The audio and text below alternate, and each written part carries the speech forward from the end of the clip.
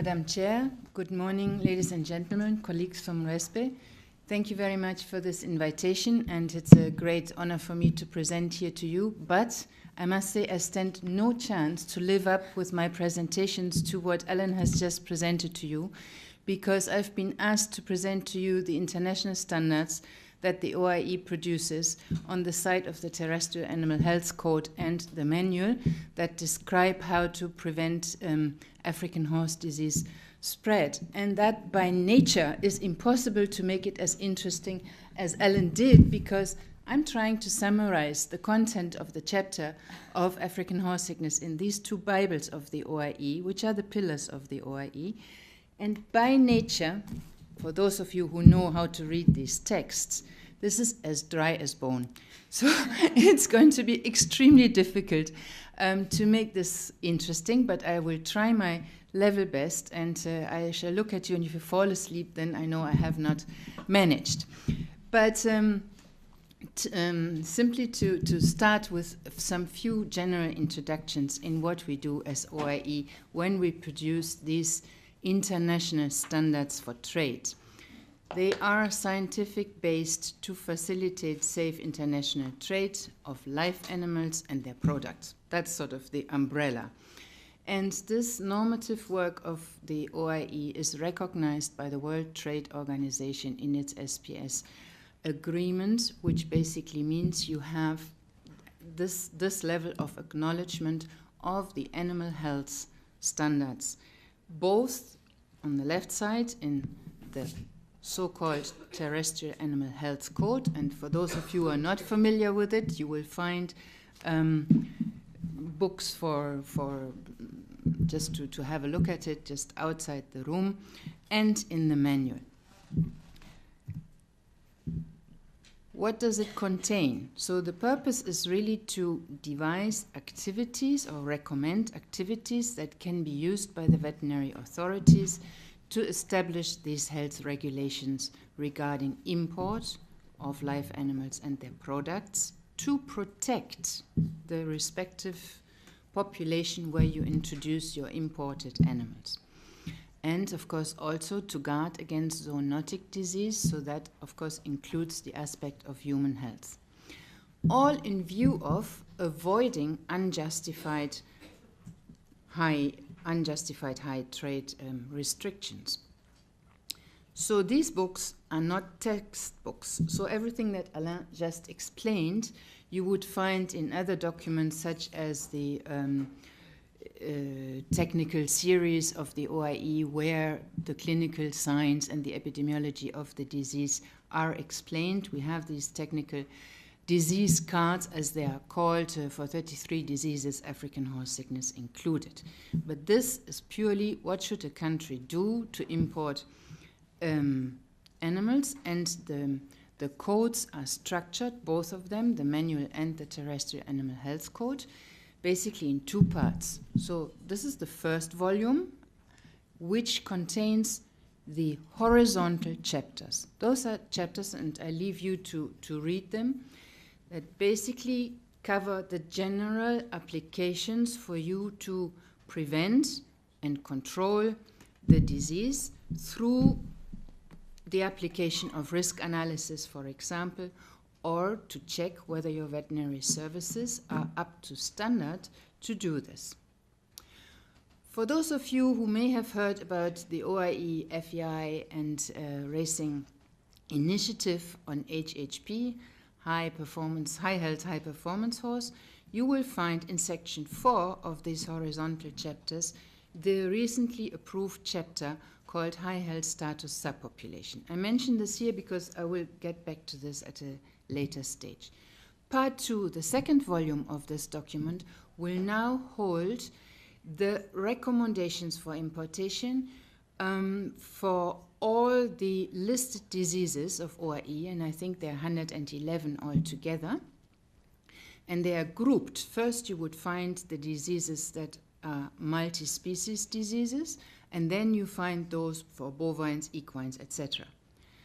And then within each chapter of each disease, like African horse sickness, you would find First, the recommendations for importation of live animals, then of genetic material, and then, if applicable, of products of that species. And that would be grouped again. First, you would be told how to import from free countries, although that may seem obvious, but still, and then from infected countries.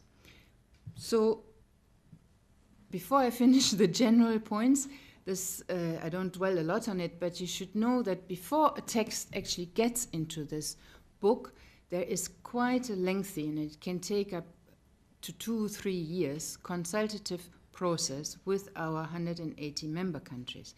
Because a text will be drafted by a group of experts and will then be checked by the respective supervising specialist commission, in this case of the Code, that would be the Scientific Commission and the Code Commission, and then with the report of the Code Commission would be sent to the member states.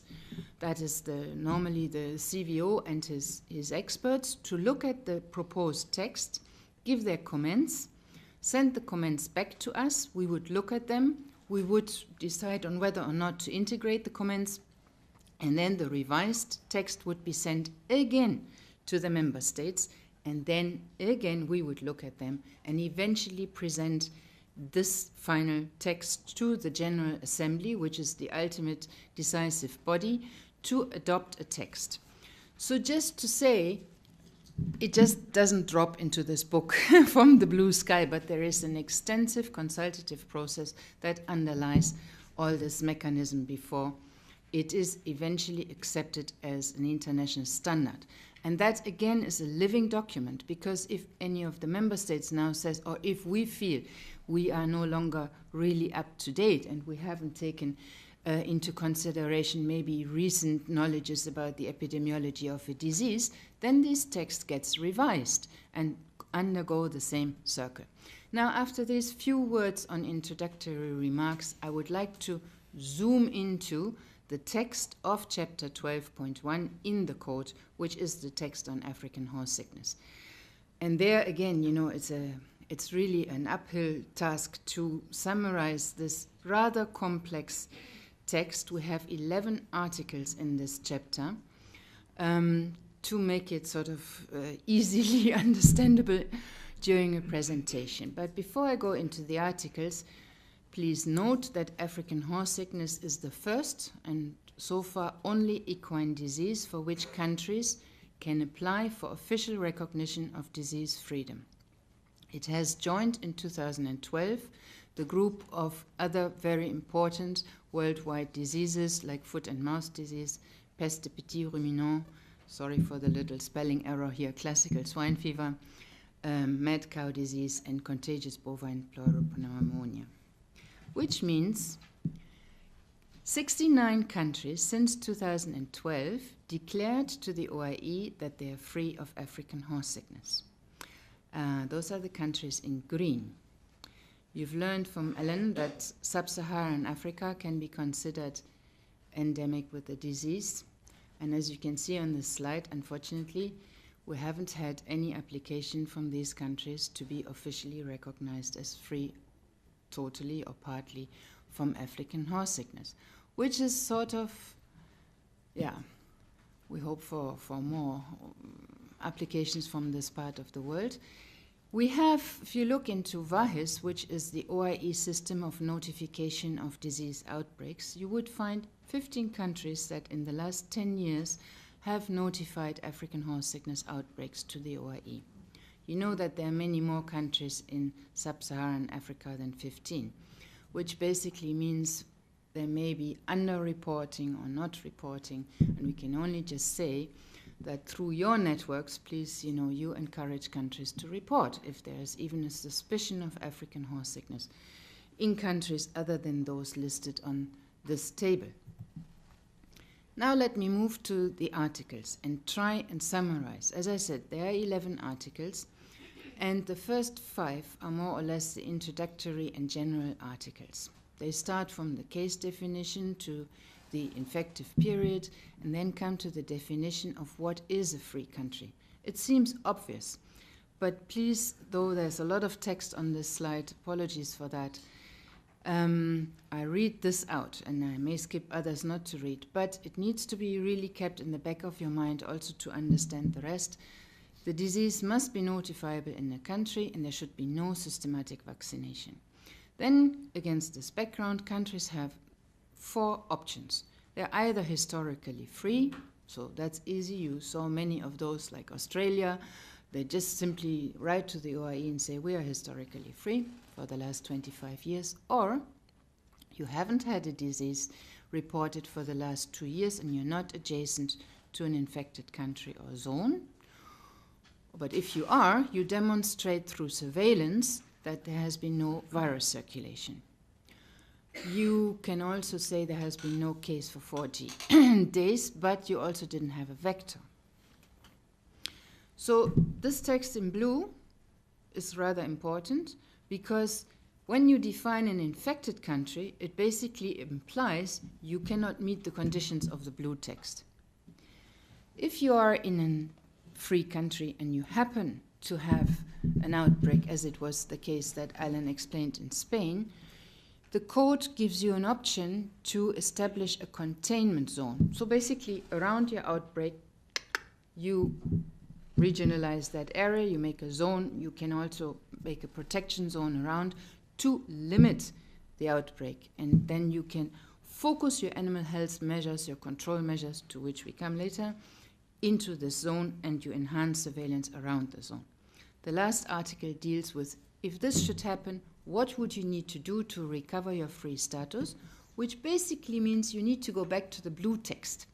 So you have to prove to your trading partners and the OIE that you fulfill any of the blue conditions. Okay, so those are the first 5 articles.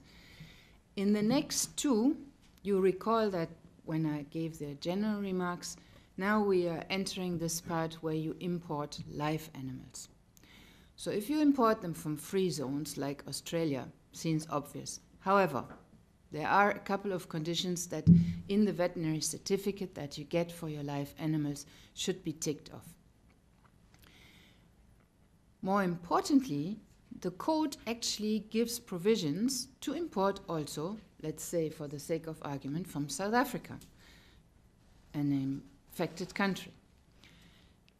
It has 4 different options, given that the individual animal has no clinical signs, wasn't vaccinated, and has been kept in quarantine, vector protected. You keep it in this quarantine for 28 days and do serology. You keep it in the quarantine for 40 days and do serology twice. Or you keep it in the quarantine for 14 days and do a PCR test, agent identification test. Or you keep it for 40 days and have it vaccinated with all serotypes circulating. We all know that these articles usually, when it comes to trading, are not applied. But the code gives you the option, at least. Now I make the link to what I mentioned before. In the HHP project that the OIE, together with its industry partners, is promoting, we need to be world inclusive. We cannot just say the HHP principle is only applicable except Africa. So we choose, or we are promoting, countries, if they were to invite, let's say, horses from South Africa to participate in their competitions, to use the option C encircled here, but we would add several layers of additional mitigating measures, namely to do 2 PCR tests and to insist that the respective country has used a validated PCR test, and I come to this, a link to this in my next presentation, and that horses are kept under vector protection for a preparation period, which is longer than the 14 days, it's 90 days. Okay, so then I move on to the next 2 articles, which talk about the importation of genetic material. That's pretty straightforward. Of course, it's easy to import them from free countries, but even if you wanted to import from non-free countries, you would need to make sure that the donor animal was kept in vector-protected artificial insemination center for an extended period of time, and that it has been tested either by serology or PCR. The last two articles are very important in the context of writing your dossier that would be submitted to the OIE to declare freedom. The first one, number 10, is on how to protect your animals while they are either in the quarantine or while they are being transported from a free country, possibly through an infected country. So it gives indications how you build your quarantine station to make sure it's vector protected, and how you protect your animals if you have to transport them by road or even by air and jet stalls. Let's say in the case that your plane has to do a stopover in an endemic country. Surveillance. Well, this should be very interesting for iRESPE, and of course we heard in the first presentation that France has a surveillance program in place, and that iRESPE is, of course, for example, through this meeting promoting that other free countries enhance vigilance using surveillance. So before a country, particularly a free country, launches into setting up a surveillance program, it should consider the distribution of the vector and its vectorial capacity, the ability of laboratories that are competent enough to check those surveillance samples, and whether or not you have wild equids in your country. The purpose of your surveillance system certainly would be to early detect not only clinical disease but virus circulation, and if you can say no, then to substantiate your freedom claim. Now I can see people getting a little bit asleep. As I said, I'm sorry I don't have a film to interject here. And your surveillance system should have, of course, the four classical elements: serology, virology. Sentinel animals for African horse sickness are very important, and also combined with vector surveillance. Serology, I'll just dwell on a little bit because we are quite precise in this chapter as to where you carry out your surveillance and what distance should be covered with your surveillance to make sure that if you're adjacent to an infected country, you have sufficiently extended your surveillance zone to make sure you have not missed any circulating virus.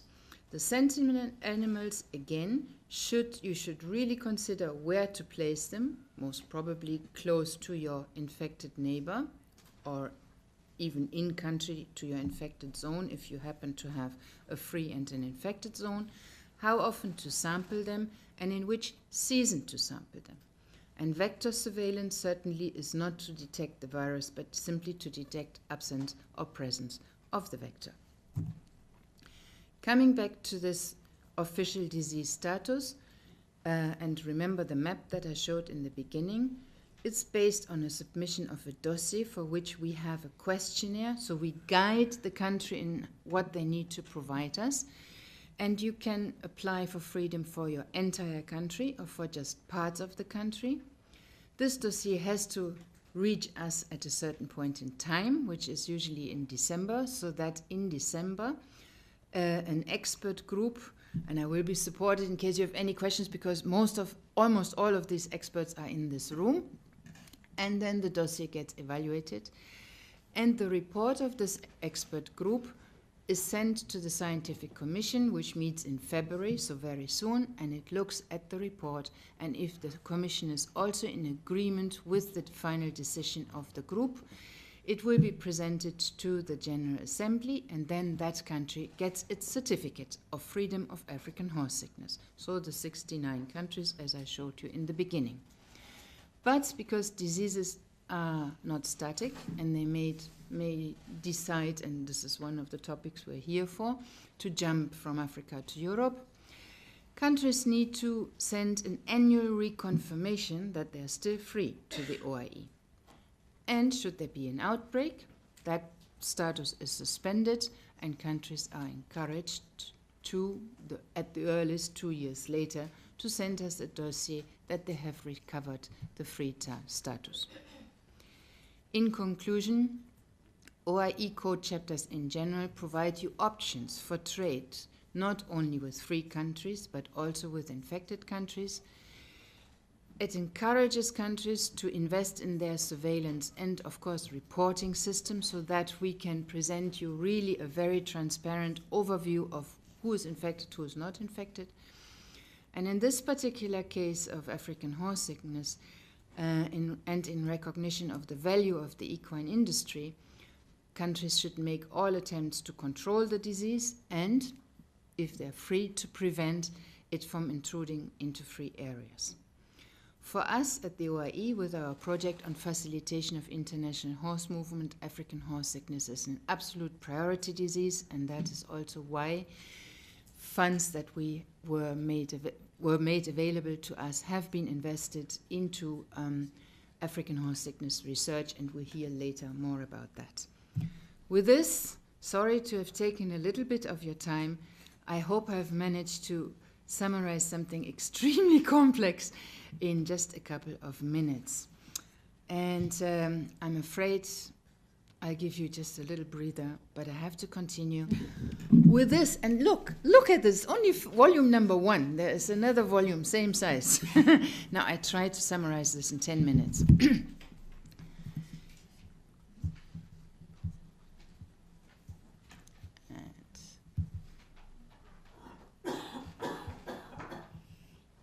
I promise it will be shorter and also easier.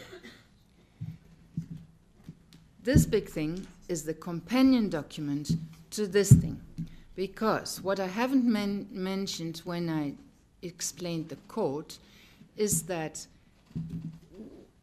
to confirm your suspicion of the disease, we have used to use the term prescribed tests that are then prescribed in the manual, or alternative tests that are also described in the manual for international trade. This is still the case for African horse sickness, but in more general terms, the OIE is getting away from this sort of black and white categorization of tests and is changing. Every time we review a manual chapter, we insert a table which is more of a fit-for-purpose table, and say, if you want to do proof freedom, you use this test. If you want to certify an individual animal, you do this test. If you want to do surveillance, you use this test. But for African horse sickness, this is not the case. It has the same structure, so part 1 and part 2, general chapters and specific chapters, and the updating of this document and introducing new chapters is overseen by the Biological Standards Commission, which also meets twice a year and follows the same cycle as I had explained for the code chapters. This document, this manual was published first in 1989, and it's since then produced every 4 years in the big sort of printed version, which is very much used by laboratories because many of the protocols are actually printed in this document. The last version, this one here, is from 2012, and this year we should embark on printing the next updated version. However, both for the code and both for the manual, the updated version you always find on the website, and the chapters are continuously updated. The parallel to what I explained earlier, the horizontal chapters, and here I've put the years of latest update, and you can see that we've worked a lot on these general chapters because they are so important.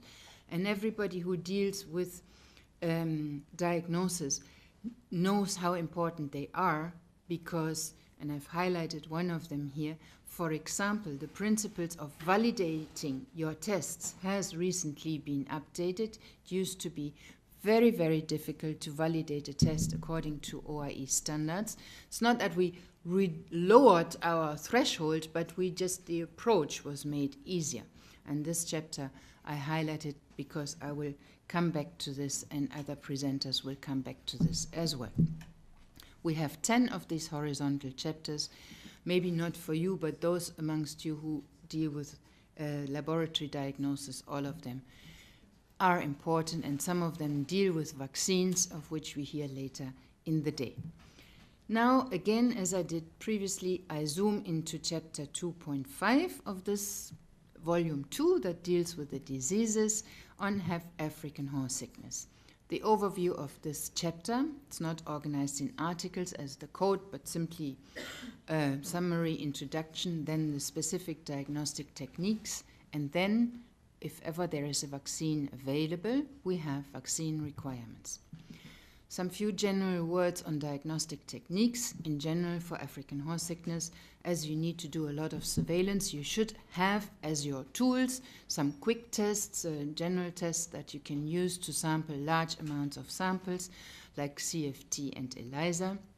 And should you have positive results, you of course would need to follow them up with virus isolation and agent identification tests and virus neutralization tests for serotyping, because should you have an outbreak, you need to quickly decide what vaccine to use, and therefore, of course, you need to know which serotype entered your countries. I think it should be mentioned here that being an exotic disease in most parts of the world, it's very important that the laboratories retain their capacity to diagnose this disease. Therefore, they should engage in ring tests or proficiency tests, particularly both on serology and agent identification. And there I can say that particularly the EU Equine Reference Laboratory Network, Stefan as the leader of this network here with us, has done a great job by promoting that at least European laboratories, with the support of the European Commission, has engaged regularly in these tests, and that has kept our laboratories in Europe up to capacity should the disease occur to carry out the respective diagnosis. And I think that needs to be mentioned and 3 times underlined. It's a very good thing and it should be kept up. Right, now what does the manual tell us?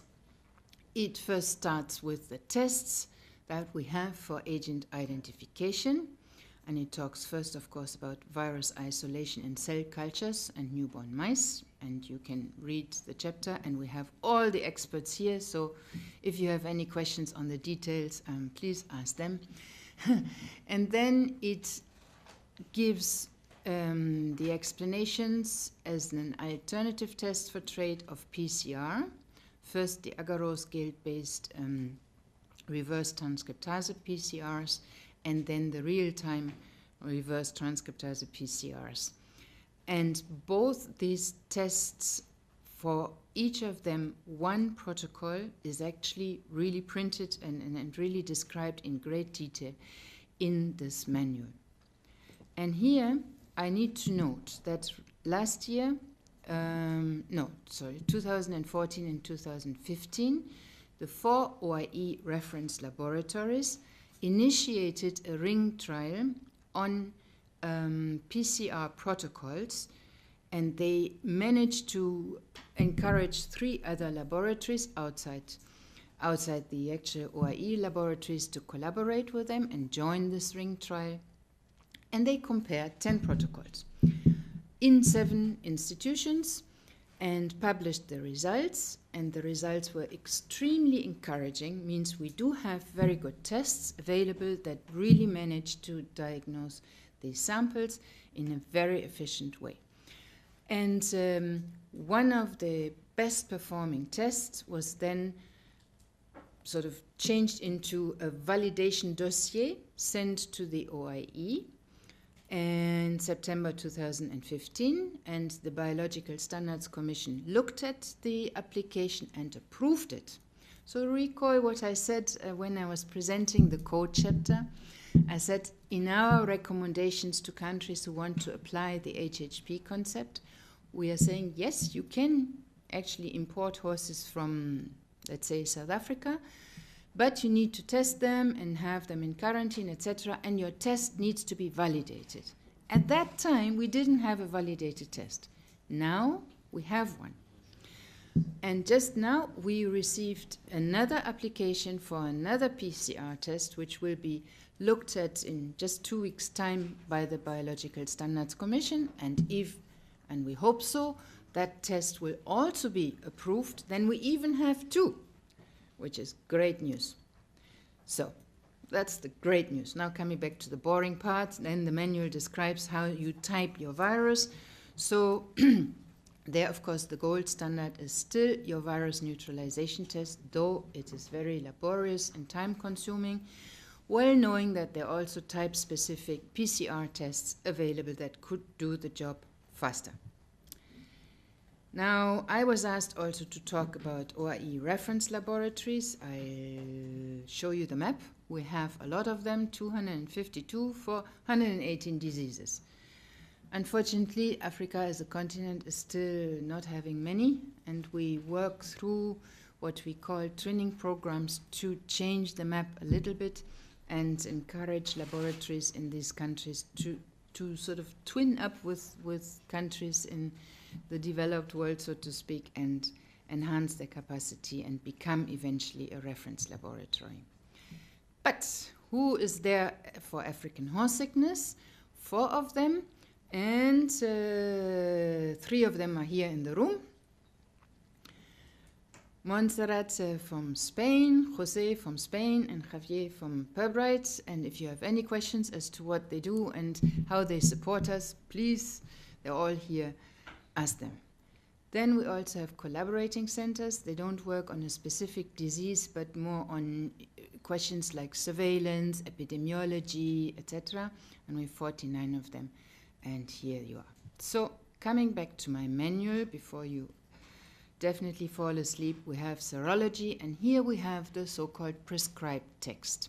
If you would open the book, and if you like afterwards, you find a lot of blue text in the book. This is why I highlighted them in blue, because all prescribed text, the full protocol for these texts is given in the book and is printed in blue, so that you just know, aha, my prescribed test, if I use this, I can prove to my trading partner that I've used the test that it wants to be done. Okay, so we have the competitive blocking ELISA, the indirect ELISA, and the CFT. And as those of you who are involved in surveillance checking of African horse sickness samples certainly know, the CFT used to be also sort of the gold standard, but ELISA is now more or less taking over. And then, of course, we have virus neutralization also to determine serotype-specific antibodies. The last part of the manual describes the vaccines, and it doesn't describe the actual vaccine, but it gives minimum requirements that vaccine producers need to obey with in order to produce their vaccine according to OIE standards. Commercially available are only the conventional polyvalent or monovalent live attenuated vaccine, and this volume of the current manual limits its minimum requirements description to those vaccines. It does mention the vaccines that are currently under research and under development, but it does not already prescribe what are the minimum requirements for them. And also I will not touch on it because we have a particular presentation on this. The minimum requirements, maybe I should just skip this. You have them all here, otherwise you can read it here. It basically describes the whole manufacturing process and ends up with a final product batch test, which is the test that really looks into the fabricated vaccine before it is registered and released. And it describes, of course, also the animal testing that is still included in those tests. And then it says requirement for registration. As it was mentioned by the first presentation from the ministry, we do not have a registered African horse sickness vaccine in Europe as yet, and we have no registration protocol, but should the case occur, we could maybe fall back on the quick emergency registration formula that the European Medical Agency has available and use the way that was done for blue tongue when it occurred and incurred into Europe. So we have a blueprint as to how it could be done. Oof, conclusion. The manual, just as the code, helps to assure trading partners that, if followed, that the diagnostic part has been done according to OIE standards by the use of validated tests, and that the laboratories have participated in ring trials, and that surveillance has been using these tests.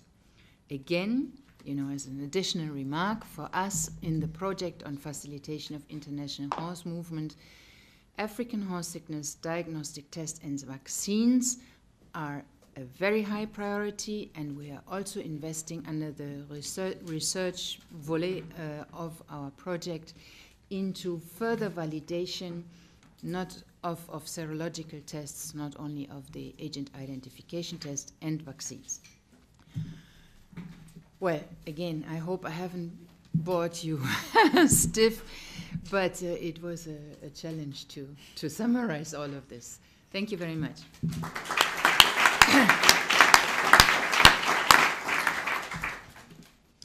And you have done it very well, Suzanne. Thank you. Do we have some questions for Suzanne? To the experts. Yeah. A question up there. Good morning. Thank you very much, and thank you for the presentation. I apologize for my very brief intervention. I had the impression it did not correctly or absolutely correctly transpire. It is Dr. Montserrat Aguirre, who is the head of the African Horse Sickness EU Ref Lab, and of course Dr. Sientara is the head of the EU Ref Lab for horse diseases other than African horse sickness. With all due respect, thank you very much. My apologies to Dr. Aguero. Sorry for that, but you never stop learning.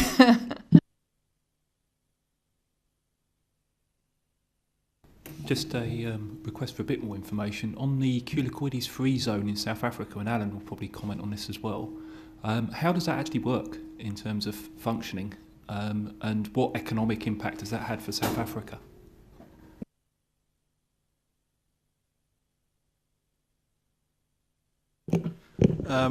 We do not have a culicoides free zone. We have an African horse sickness free zone, an area where the infection does not occur. So it's not a culicoides free zone. But, I mean, is that monitored in terms, how do you monitor that? We've had ongoing surveillance since 1997 in that area. Initially, we used CFT. Then we went across to using ELISAs. And currently, we're using ELISA in parallel with PCR. If I could add to this, this is why I showed the slide on surveillance. So if South Africa currently in preparation of the dossier to have this zone officially recognized by OIE, it would have to fulfill these surveillance requirements as the code explains them, as I showed on my slide on surveillance as given in the chapter.